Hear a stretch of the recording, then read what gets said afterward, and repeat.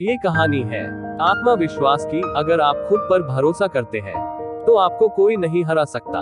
एक बार की बात है, एक गांव में दो छोटे बच्चे रहते थे और दोनों जिगरी दोस्त थे। दोनों की उम्र ज्यादा नहीं थी, एक की उम्र 6 साल थी और दूसरे की 7 साल। दोनों साथ खेलते, साथ पढ़ते, साथ में ही सारी चीजें करते।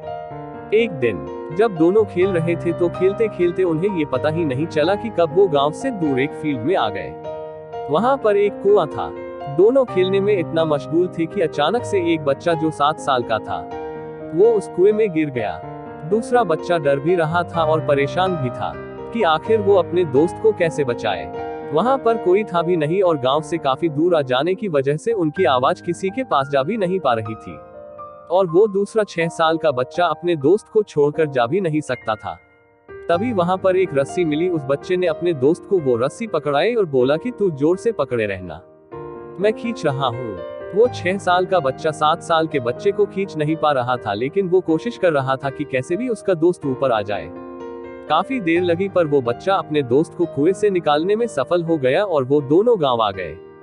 गांव आने के बाद जब ये बात गांव वालों को पता चली तो किसी ने भरोसा नहीं किया, सिवाय एक बाबा के जो बड़े ज्ञानी और होनहार थे।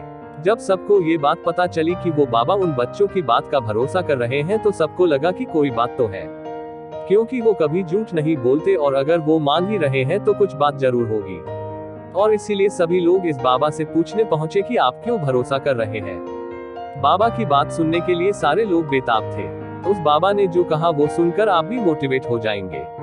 उस बाबा ने कहा कि ये बच्चे इसीलिए ऐसा कर पाए क्योंकि वहां पर इनसे ये कोई कहने वाला नहीं था कि ये काम तुम नहीं कर सकते, और इसीलिए इन्होंने इस काम को आसानी से कर लिया। दोस्तों, यह कहानी आपको कैसी लगी मुझे कमेंट बॉक्स में जरूर बताएं। ऐसी ही और कहानियों को सुनने के लिए चैनल को सब्सक्राइब जरूर करें।